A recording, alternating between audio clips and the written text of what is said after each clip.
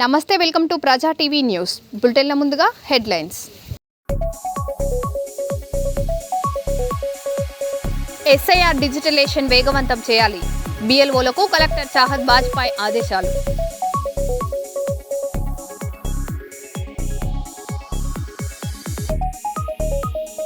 చెట్లు పెంచి పర్యావరణాన్ని కాపాడండి.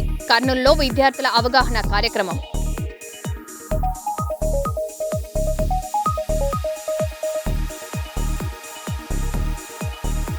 మనవరాలతో కార్ డ్రైవింగ్. రంగారెడ్డి ఎస్ఐపై వివాదం, విచారణకు డిమాండ్.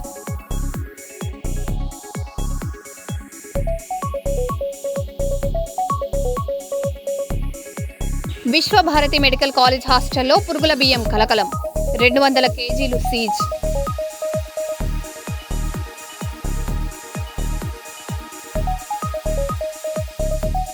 తెనాలి సీఐ వ్యవహారం సంచలనం. మహిళా ఆరోపణలతో శాఖాపరమైన చర్యలు.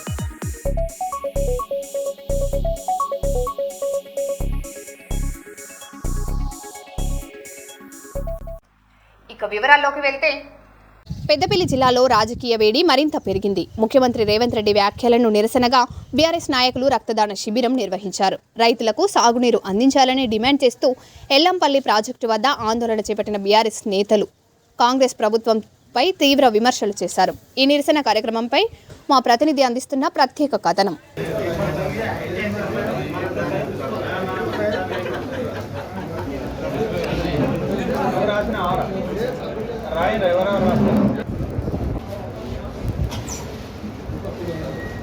అందరికీ నమస్కారం. ఇవాళ రక్తదాన శిబిరం ఏర్పాటు చేసినాం. రక్తదానం అనే శిబిరాన్ని ఎందుకు ఇట్లా కార్యక్రమం పెట్టినామని చాలామందికి డౌట్ ఉంటుంది. మనం నిన్న 2-3 పిల్లర్లకు ఇబ్బంది అయితే ఆ పిల్లర్లను రిపేర్ చేయకుండా రాజకీయంగా 1 కోటి ఎకరాలకు సంబంధించినటువంటి వ్యవసాయం చేసుకునే రైతులకు నీళ్ళు ఇవ్వకుండా ఇబ్బంది అవ్వకుండా ఉన్నాడు. మీరు అందరూ కూడా చూడవచ్చు. పిల్లర్ల దగ్గర కూడా ఇసుక దొరకపోయి అమ్ముకుంటాడు రేవంత్ రెడ్డి సర్కార్. ఒకవైపు దుర్మార్గం. రక్తాన్నైనా ఇద్దాం, రైతులను కాపాడుకుందాం. రక్తాన్నైనా ఇద్దాం, రక్తాన్నైనా ఇద్దాం, రక్తాన్నైనా ఇద్దాం. జై కేసీఆర్, జై కేసీఆర్, జై కేసీఆర్, జై కేసీఆర్.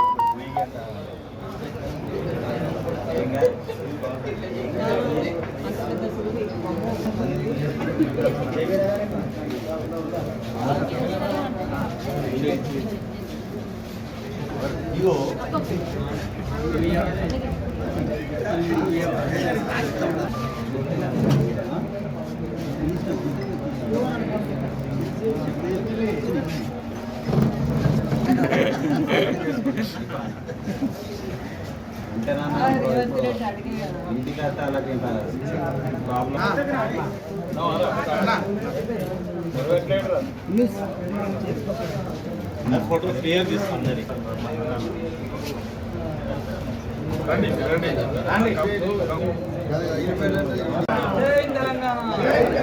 కేసీఆర్ గారి నాయకత్వం, కేసీఆర్ గారి నాయకత్వం.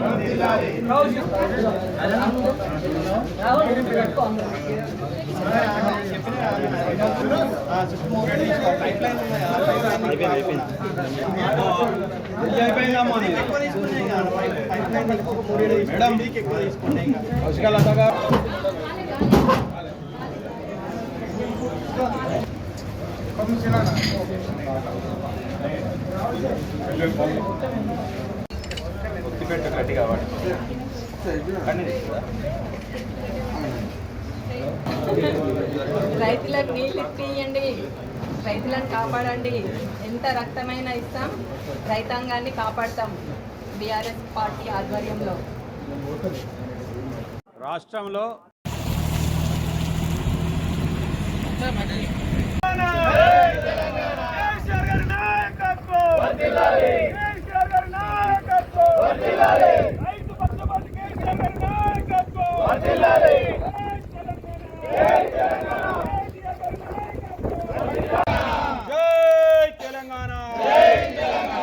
రైతులకు నీళ్లను వెంటనే, రైతులకు నీళ్లను ఎల్లంపల్లికి వెంటనే, ఎల్లంపల్లికి వెంటనే కేసీఆర్ గారి నాయకత్వం. చలో రండి. మీరు ఇంకా అటు నిలబడండి. వాళ్ళకి కేసీఆర్ గారి నాయకత్వం, కేటీఆర్ గారి నాయకత్వం, కేటీఆర్ గారి నాయకత్వం, కేసీఆర్ గారి నాయకత్వం, కేసీఆర్ గారి నాయకత్వం, కేసీఆర్ గారి నాయకత్వం.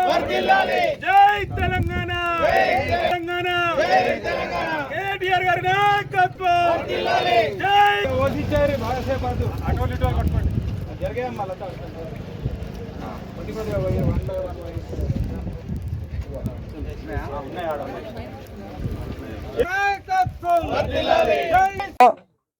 మొత్తం రైతుల పొలాలు చేన్లన్నీ కూడా ఎండిపోతా ఉన్నాయి. ఒక పక్క పత్తి చేన్లన్నీ కూడా ఎండిపోతా ఉన్నాయి, ఇంకో పక్క పొలాలు ఏదైతే నార్లు వేసుకొని ఉన్నారో అవి కూడా ఇబ్బంది అవుతా ఉన్నాయి. ఈ పరిస్థితులల్లా ఏదైతే గత 10 ఏళ్ల క్రితం గౌరవ ముఖ్యమంత్రిగా కేసీఆర్ గారు మొదలుపెట్టినటువంటి కాళేశ్వరం ప్రాజెక్ట్ అయితేనే ఇవాళ ఈ వర్షాభావ పరిస్థితి నుంచి రైతులను గట్టెక్కేయడానికి పూర్తవుతుంది. ఇవాళ కాళేశ్వరం ప్రాజెక్టు చిన్న 3 పిల్లర్లు కుంగిపోతే 3 ఏళ్ళకెళ్ళి రిపేర్ చేయించకుండా ఇసుకనంతా దోరుకుంటా ఇవాళ కోట్ల రూపాయలు దండుకుంటూ రైతులను ముంచుతూ రైతులను పంటలు ఎండబెడుతూ ఈ రాష్ట్రాన్ని ఏలుతున్నటువంటి ఒక రాక్షస ముఖ్యమంత్రి వెంటనే నీళ్ళు ఇస్తావా లేకపోతే రాజీనామా చేస్తావా అని బీఆర్ఎస్ పక్షాన మేము డిమాండ్ చేస్తా ఉన్నాం. ఇవాళ నీళ్లు రావాలంటే ఏకైక మార్గం కన్నెపల్లి పంప్ హౌస్ ఆన్ చేస్తేనే అక్కడి నుంచి అన్నారం వస్తాయి, అన్నారంకి వెళ్ళి సుందీలకు వస్తాయి, ఎల్లంపల్లికి వస్తాయి, ఆరు మీదికి మేడారం పంప్ హౌస్ ద్వారా మిడ్మానేర్ పోతాయి, కొండపోచమ్మ సాగర్ పోతాయి, మిగతా రిజర్వాయర్లు అన్నిటికి కూడా నీళ్లు పోయి రైతులు సస్యశ్యామలమై పొలాలన్నీ కూడా పండించుకునేది ఉంటుంది. కానీ ఇవాళ కేసీఆర్ గారిని చిన్నతనం చేయడం కోసం కాళేశ్వరాన్ని ఎండబెట్టేసి కాళేశ్వరం 1,00,000 కోట్లు వేస్ట్ అయినాయని చెప్పి ఇవాళ మాటలు మాట్లాడుతూ అబద్ధాల మాటలు మాట్లాడుతూ ఇవాళ బీఆర్ఎస్ నాయకుల రక్తంతో అయితేనే పొలాలు వండుతాయని చెప్పేసి ఒక ఉగ్రవాదిగా తీవ్రవాదిగా ఒక రాక్షసత మనస్తత్వం కలిగినటువంటి ముఖ్యమంత్రి ఇవాళ నువ్వు ప్రమాణం చేసిన రోజు ప్రమాణ స్వీకారం చేసిన రోజు ఏం మాట్లాడుకున్నా ఒకసారి ఆ ప్రమాణ పత్రాన్ని తీసి చదువుకోవాలని చెప్పి మేము డిమాండ్ చేస్తున్నాం. ఇవాళ బీఆర్ఎస్ నాయకుల రక్తం అవసరం అవుతుందా నీకు? మేము దానికి సిద్ధమయ్యే ఇవాళ బీఆర్ఎస్ పార్టీ ఆధ్వర్యంలో రక్తం ఇవాళ మీకు దానం చేస్తా ఉన్నాం. కానీ మా రైతులకు నీళ్లు ఇవ్వాలని చెప్పేసి ఈ ఎల్లంపల్లి 20 టీఎంసీల నీళ్లు ఉంటాయి, ఇవాళ 3 టీఎంసీలే ఉన్నాయి. ఇంకా 4 రోజులు అయితే ఇక్కడికి వెళ్ళి ఎన్టీపీసీ ప్లాంట్కు నీళ్ళు పోవాలి, అది బంద్ అయిపోతుంది. హెచ్ఎండిఏకు మన మెట్రో వాటర్ వర్క్స్ హైదరాబాద్కు పోయే నీళ్లు బంద్ అయిపోతాయి.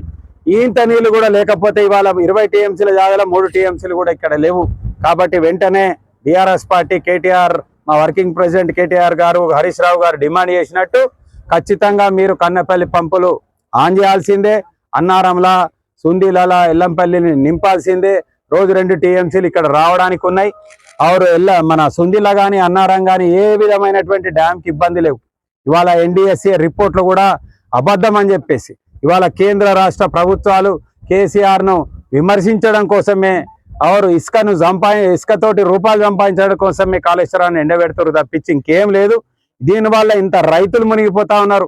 ఇక్కడికి వెళ్ళి అక్కడి వరకు నీళ్లు మొత్తం ఉంటాయి. వాళ్ళ గంగపుత్రులు కావచ్చు, ముదిరాజులు కావచ్చు, మిగతా అందరికి నీళ్లు ఫుల్ ఉండి వాళ్ళు మత్స్య సంపద పెరిగింది, అదన్నీ కూడా ఇవాళ నష్టమవుతుంది. కాబట్టి వెంటనే నీళ్ళు ఇవ్వాలి, లేకపోతే ముఖ్యమంత్రి గుంపు మేస్త్రి రాజీనామా చేయాలని చెప్పి మేము డిమాండ్ చేస్తా ఉన్నాం బీఆర్ఎస్ పక్షాన. వరంగల్ భద్రకాళి అమ్మవారి శాకాంబరి నవరాత్రి మహోత్సవాలు ఈ నెల 15 నుంచి 29వ తేదీ వరకు వైభవంగా నిర్వహించనున్నట్లు ఆలయ ఈవో రామాల సునీత తెలిపారు. భక్తులు ఎలాంటి ఇబ్బందులు కలగకుండా పోలీస్, మున్సిపల్, రెవెన్యూ, ఇరిగేషన్ శాఖల సమన్వయంతో అన్ని ఏర్పాట్లు పూర్తి చేసినట్లు వెల్లడించారు. దర్శనానికి వచ్చే భక్తుల కోసం అన్నప్రసాదం, తాగునీటి సదుపాయాలు కూడా ఏర్పాటు చేసినట్లు తెలిపారు.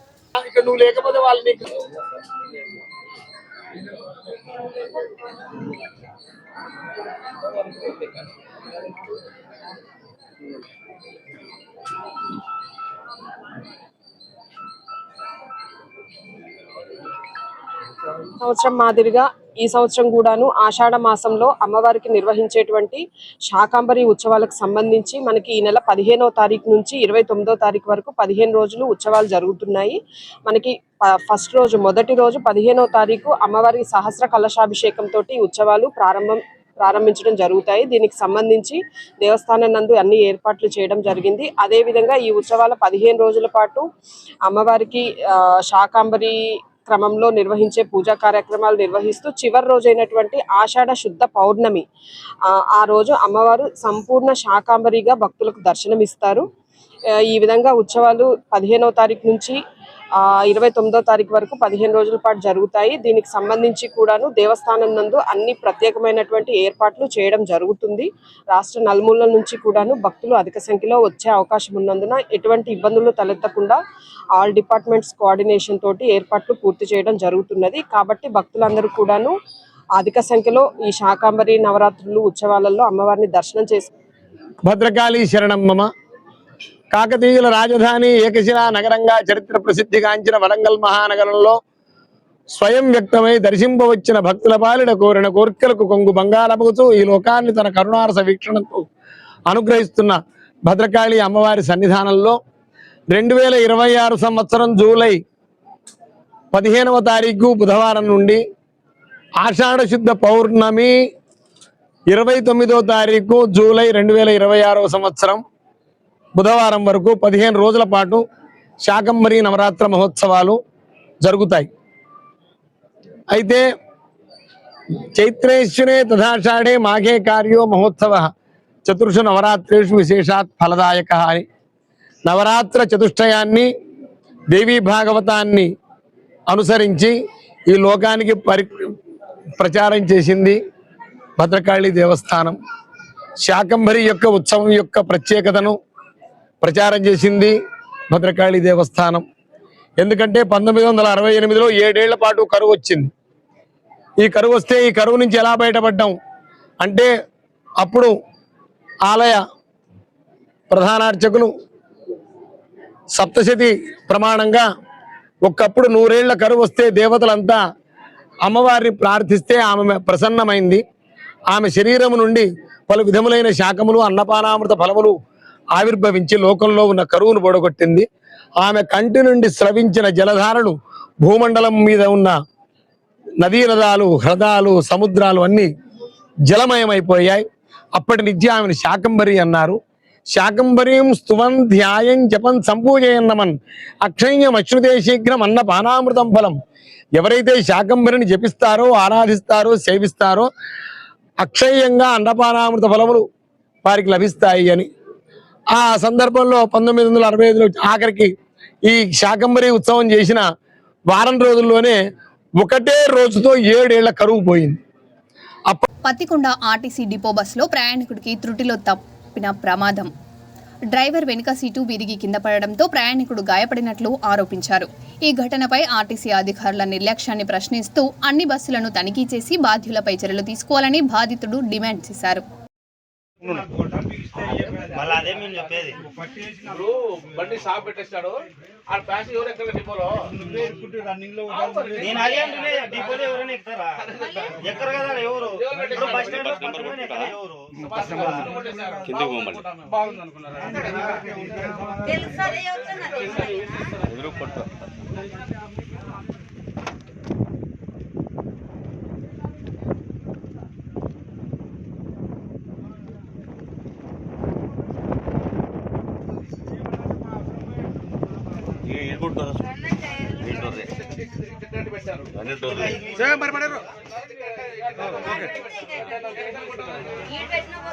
హైదరాబాద్ లో దివంగత ముఖ్యమంత్రి డాక్టర్ వైఎస్ రాజశేఖర రెడ్డి జయంతి వేడుకలు ఘనంగా నిర్వహించారు. బుట్ట కన్వెన్షన్ లో జరిగిన కార్యక్రమానికి నంద్యాల జిల్లా వైఎస్ఆర్ కాంగ్రెస్ పార్టీ అధ్యక్షుడు కాటసాని రాంభూపాల్ రెడ్డి హాజరయ్యారు.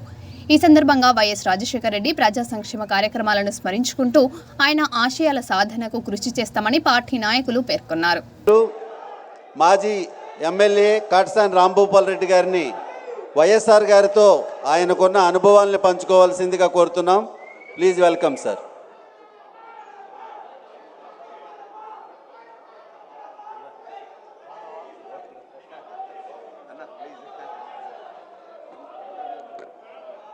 దివంగత నేత రాజశేఖర రెడ్డి గారి 77వ జయంతి మన అందరం కూడా ఇంత గ్రాండ్గా ఏర్పాటు చేసిన మన వాళ్ళందరినీ కూడా అభినందిస్తూ దివంగత నేత రాజశేఖర రెడ్డి గారిని గురించి చెప్పాలనుకుంటే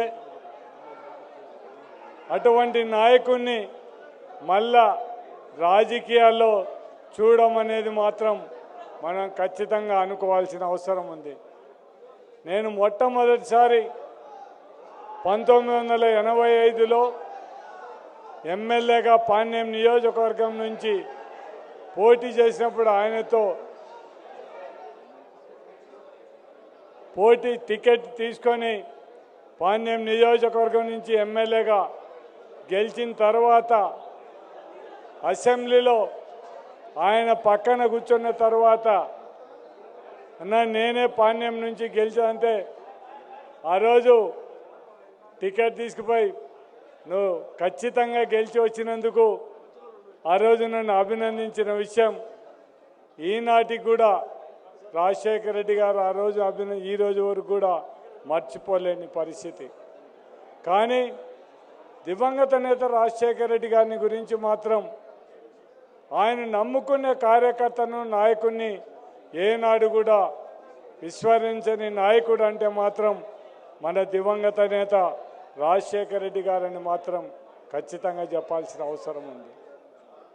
మేము 2004లో మళ్ళా మేము 4వసారి ఎమ్మెల్యేగా గెలిచిన తర్వాత రాజశేఖర రెడ్డి గారు ముఖ్యమంత్రి అయిన తర్వాత మేమందరం కూడా ఫ్యాక్షన్ రాజకీయాలకు స్వస్తి చెప్పే విధంగా ఆ రోజు మా ఫ్యాక్షన్ రాజీ చేసిన నాయకుడు ఎవరు అంటే మన దివంగత నేత రాజశేఖర రెడ్డి గారు అనేది మాత్రం మనం ఎవరం కూడా మర్చిపోవడానికి వీల్లేదు.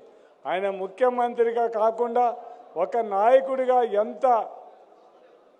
మాతో ఎంత ఫ్రీగా ఉన్నారంటే నేను మామూలుగా కొన్ని విషయాలు ఆయనతో 1986లో రాయలసీమకు సంబంధించిన వరకు లేపాక్షి నుంచి పోతిరెడ్డిపాడు వరకు కూడా పాదయాత్ర చేసేటప్పుడు నాకు ఈరోజు కూడా ఆ పాట వింటే మతికొచ్చే పరిస్థితి ఉండడం జరుగుతుంది. మేము కొన్నిదేడు దగ్గరకు వచ్చిన తర్వాత కొద్దిగా వాన చినుకులు పడుతుంటే అప్పుడే రేడియోలోనే పాట రావడం, చిట్టపట చినుకులు పడుతూ ఉంటే చెల్లికాడే సరసన ఉంటే చెప్పలేని ఆహా ఎంత వెచ్చగా ఉంటుందంటే రాజశేఖర రెడ్డి నేను ఎమ్మడి ఉండి అన్న పాట బాగా వస్తుంది చూడన్న అంటే నేను ముసలిని నాకు పనికి రాదు, యువకుని నీకే పనికి వస్తుంది అని చెప్పి అంటే అంత స్ఫూర్తిగా మాట్లాడినే నాయకుడు, అంటే అందరితో కూడా కలిసిపోయే వ్యక్తిత్వం కలిసిన నాయకుడు రాజశేఖర రెడ్డి గారు. చాలా మంది ఫ్రీగా మేమందరం ఆయనతో మాట్లాడేటప్పుడు కూడా ఎంతో ఫ్రీగా మావంటే ఈయన అంత పెద్ద ముఖ్యమంత్రి హోదాలో ఉండి కూడా మనం ఏదైనా మాట్లాడినా కూడా స్ఫూర్తిగా తీసుకొని అంటే అంత మనలో మాట్లాడే నాయకుడు. అటువంటి నాయకుడిని మళ్ళీ జీవితంలో నేను మాత్రం నా రాజకీయ జీవితంలో అటువంటి నాయకుడిని మళ్ళా చూడలేమనేది మాత్రం ఇంకా ఎప్పుడు కూడా ఈ రాజకీయాల్లో అటువంటి నాయకుడిని మనం చూడలేమని ఖచ్చితంగా మనం చెప్పొచ్చు. ఆయన కొడుకుగా జగన్మోహన్ రెడ్డి కూడా ఎన్నో సంక్షేమ పథకాలు తన్నిని మించిన నాయకుడిగా ఈరోజు ప్రజల మనసులో స్థిరస్థాయిగా నిలిచిపోయాయంటే ఫీజు రియంబర్స్మెంట్ కానీ, రైతు ఉచిత కరెంటు కానీ, మనకు ఆరోగ్యశ్రీ కానీ ఈరోజు ఇవన్నీ చేయగలిగినారంటే మాత్రం దివంగత నేత రాజశేఖర రెడ్డి గారు చనిపోయినా కూడా ఎన్ని రోజులు మన మనసులో స్థిరస్థాయిగా ఉండాడంటే మాత్రం మన నాయకుడు మన దివంగత నేత రాజశేఖర రెడ్డి గారి మీద మనం అందరం కూడా ఆయన మీద ఎంత అభిమానం ఉందో మన నాయకుడు జగన్మోహన్ రెడ్డి గారిని కూడా 2029లో గెలిపించడానికి మన అందరం కూడా ఇక్కడికి వచ్చిన మీరందరూ కూడా రాజశేఖర రెడ్డి మీద అభిమానం ఈరోజు చూపించడం కాదు, రేపు 29 ఎలక్షన్లో మళ్ళా మన నాయకుడు జగన్మోహన్ రెడ్డి గారిని ముఖ్యమంత్రి చేసేంత వరకు మనం అందరం కూడా కష్టపడి పనిచేయాలి. ఈ తెలుగుదేశం నాయకులు చేసే దౌర్జన్యాలు కానీ ఇంకొకటి కానీ ప్రతి ఒక్కటి కూడా ఎదిరించి మన నాయకుని కోసం మన పార్టీ కోసం మనం అందరం కూడా పనిచేయాలని మీకు అందరి విజ్ఞప్తి చేస్తూ నాకు ఇక్కడ మాట్లాడడానికి అవకాశం ఇచ్చిన మన వాళ్ళకందరికీ కూడా నా ఉదయపూర్వక కృతజ్ఞతలు తెలియజేస్తూ ఇంతతో సెలవు. కాళేశ్వరం ప్రాజెక్టు విషయంలో కాంగ్రెస్ ప్రభుత్వం రైతులను తప్పుదోవ పట్టిస్తుందని బీఆర్ఎస్ ఎమ్మెల్సీ తక్కలపల్లి రవీందర్రావు ఆరోపించారు. 3 సంవత్సరాలుగా అవసరమైన మరమ్మతులు చేపట్టకుండా ఇప్పుడు ప్రాజెక్టు నష్టాలకు మాజీ సీఎం కేసీఆర్ను బాధ్యుడిగా చూపిస్తున్నారని విమర్శించారు. రైతుల ప్రయోజనాల దృష్ట్యా కాళేశ్వరం ప్రాజెక్టును వెంటనే పునరుద్ధరించి సాగునీటి అందుబాటులోకి తీసుకురావాలని ప్రభుత్వాన్ని డిమాండ్ చేశారు. ముఖ్యమంత్రి లేకుండా మరియు నీటిపారుదల శాఖ మంత్రి లేకుండా జిల్లా మంత్రుల పర్యటన కూడా లేదండి. నేను ఇంతకుముందు చూసాను, కొండా సురేఖ గారినేమో వరంగల్ సిటీలోనే షెడ్యూల్ ఉంది, సీతక్క గారి షెడ్యూల్ ఏమో లేదు. మరి ఈ ఉప ముఖ్యమంత్రి గారి సంబంధం లేని శాఖ మంత్రి గారేమో పర్యటన పెట్టుకున్నారు. దేవాలయ నీరు వదిలారు. ఎప్పుడు వదిలారు? గౌరవ కేటీఆర్ గారు 5వ తారీఖు నాడు కన్నెపల్లి పంప్ హౌస్ సందర్శన చేశాక ఆ రోజు 95,000 క్యూసెక్ల నీరు పైగా ప్రవహిస్తున్న సందర్భం తర్వాత 8వ తారీఖు నాడు 2 పంపులు ఆన్ చేశారండి దేవాలయం. తర్వాత ఏదో 3 చేశారు, తర్వాత 4 చేశారు. ఈరోజు 7 పంపులు ప్రారంభించారు. 8వ తారీఖు నాడు ప్రారంభించిన 9 తారీఖులో కేవలం ఒక 600 క్యూసెక్లు మాత్రమే పంపింగ్ చేశారు. దాదాపు 8, 9, 10 తారీఖు వరకు కూడా 1,00,000 క్యూసెక్ల నీరు ప్రవహిస్తుంది. ఈరోజు అయితే 32,500 క్యూసెక్ల నీరు ప్రవహిస్తుంది. మరి కిందికి మాత్రం 30,000 క్యూసెక్ల నీరును విడుదల చేస్తూ పంపింగ్ మాత్రం కేవలం ఒక 1,184 క్యూసెక్ల నీరు మాత్రం పంపింగ్ చేస్తాం 7 పంప్ హౌస్ల ద్వారా. ఇక మన ముఖ్యమంత్రి గారు మాట్లాడిన విషయాలు కూడా చాలా విషయాలు ఉన్న దిగ్భ్రాంతికరంగా యావత్ తెలంగాణ నివ్వెరపోయేలా, యావత్ తెలంగాణ ప్రజలు, మేధావులు, ఇంజనీర్లు, ఉద్యోగస్తులు, రైతులు, విద్యార్థులు, యువకులు కూడా అత్యరుందేలాగా మాట్లాడిన భాష, వ్యవహారం శైలి చాలా జుగుప్సాకరంగా ఉంది. దానివల్ల ఏ రకమైన సందేహం లేదు. ఆయన కీలకంగా ఒకటి అన్నారు, బుద్ధిలోడు ఎవడైనా, మెడ మీద తలకే ఉన్నోడు ఎవడైనా మేడిగడ్డ బ్యారేజీ నింపకుండా, బ్యారేజీ లేకుండా పంప్ హౌస్లు మరి ఆన్ చేయొచ్చా అని. అదే బుద్ధి లేని ముఖ్యమంత్రి, మేము మొన్న సమ్మక్క బ్యారేజీ మొన్న కదా మేము వచ్చినాక కదా కట్టింది. సమ్మక్క బ్యారేజీ ముందు దేవాదుల ప్రాజెక్టు ఎప్పుడు ప్రారంభమైంది? ఎన్ని సంవత్సరాలు మీరు పంపింగ్ చేశారు? దేవాదుల పంపింగ్ వితౌట్ బ్యారేజీ 15 సంవత్సరాల పైగా మీరు పంపింగ్ చేశారు కదా.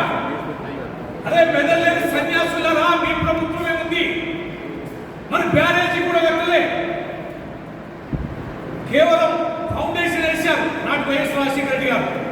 అక్కడ కోయల ద్వారా తిరుగుబాటు బ్యారేజీ కట్టలే కదా, పంప్ హౌస్లు ఆన్ చేశారు కదా, సంవత్సరాల తరబడి కూడా నీటిని కొంత సమయంలో పంపిణీ చేశారు కదా. ఈ మాత్రం సోయి లేదా? ఈ మాత్రం చారిత్రక అంశాలని, ఈ గత అంశాలని నెమరు వేసుకుంటే అర్థమవుతుంది కదా. మేడిగడ్డ బ్యారేజ్ ఎక్కడ ఉంది? కన్నెపల్లి పంప్ హౌస్ ఎక్కడ ఉంది? మరి కన్నెపల్లి పంప్ హౌస్ లోకి మరి ఎంత డౌన్లో ఉంది? అక్కడికి ఎన్ని నీళ్లు పంప్ హౌస్ కి ఖర్చు ఉన్నాయని ఎన్ని చెప్పారు కదా. అన్ని వివరంగా ప్రత్యక్షంగా అక్కడ నిలబడి విజువల్స్ ద్వారా చూపించుకుంటున్న కేటీఆర్ గారు మేమందరం కలిసి నిధుడిగా చెప్తే నీకు అర్థం కాలేదా? నీకు ఆ మాత్రం సోయి లేదా? ఖచ్చితంగా నీళ్లకు సంబంధించి ఎల్లీలో సమస్య ఉందని తెలుసు, నీకు వస్తుందని ముందస్తు తెలుసు, మళ్ళీ ముఖ్యమంత్రి ఏమంటాడు, నాకు తెలుసు వచ్చని, అందుకనే నేనన్నా ఆర్దడి పంటలు వేసుకోమనమని రైతులు సన్యాసులని అంటాడు, చెప్పినానంటాడు.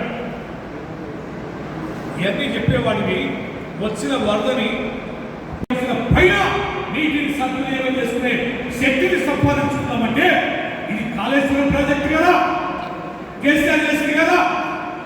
ఒకవేళ పోయేటి అయితే పుట్టపోయేటి అయితే అంత అనామకంగా కడితే సాంకేతికంగా అవి లేకపోతే 22 లక్షల క్యూసెక్ నీరు వస్తే వస్తే ఎందుకు కొట్టకపోలే? దాని కింద ఉన్న సమ్మక్క బ్యారేజీ బ్రహ్మాండంగా ఉంది కదా, దాని కింద ఉన్న సీతారామ ప్రాజెక్టు బ్యారేజ్ బ్రహ్మాండంగా ఉంది కదా, సుందిల్ల అన్నారు బ్రహ్మాండంగా ఉంది కదా. ఆ రెండు కుంగిన పిల్లర్లని పునర్నిర్మించడానికి, రిపేర్ చేయడానికి నీకు 2.5 ఏళ్ళు పట్టింది.